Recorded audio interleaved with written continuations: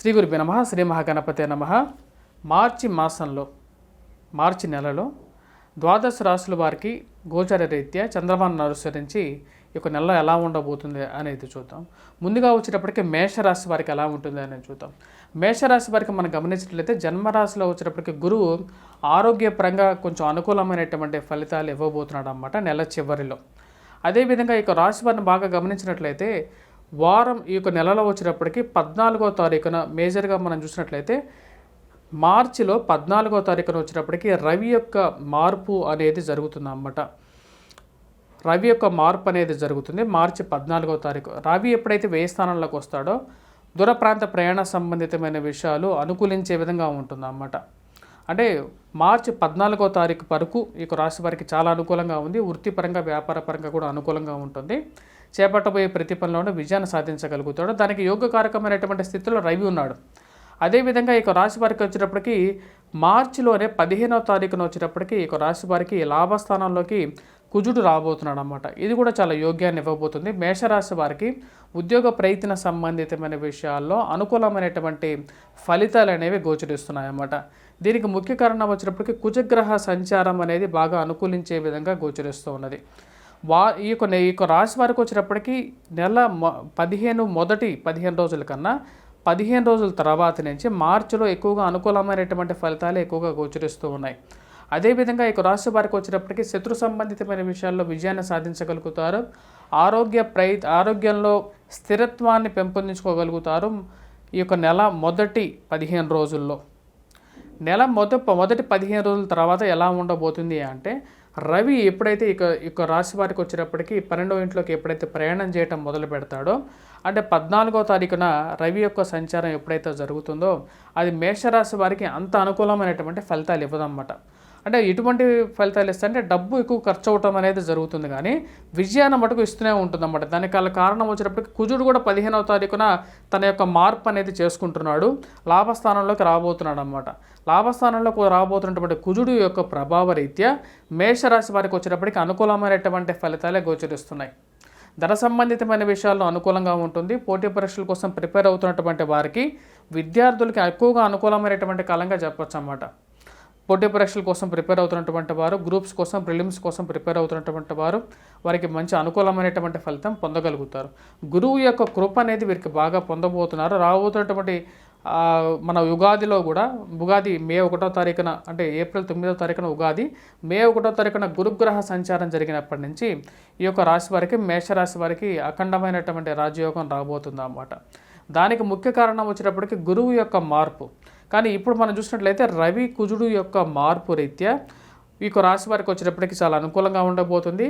నెల చివరికి జన్మరాశిలోకి వచ్చేటప్పటికి బుధగ్రహ సంచారం ఎప్పుడైతే జరుగుతుందో అప్పుడు ధన సంబంధితమైన విషయాల్లో ఖర్చు ఉన్నప్పటికీ కూడా దానికి సత్సంబంధితమైనటువంటి డబ్బు సంపాదించగలిగినటువంటి శక్తి కూడా ఈ రాశి వారికి వస్తుందన్నమాట.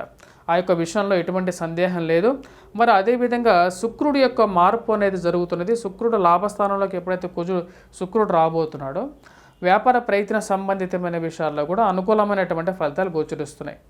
ఉద్యోగస్తులకి, వ్యాపారస్తులకి, చిరస్థిరాస్తులు కొనుగోలనుకునే వారికి కూడా అనుకూలమైనటువంటి ఫలితాలు పొందగలుగుతారు. బిజినెస్లో కొంచెం ఇంప్రూవ్మెంట్ అనేది కూడా ఈ యొక్క నెలలో చూడగలుగుతారు. దానికి ముఖ్య కారణం వచ్చేటప్పటికి రవి కుజుడు యొక్క మార్పు చేర్పుల రీత్యా ఓవరాల్గా ఈ నెల అనేది మేషరాశి వారికి చాలా అనుకూలమైనటువంటి ఫలితాలుగానే గోచరిస్తున్నదన్నమాట.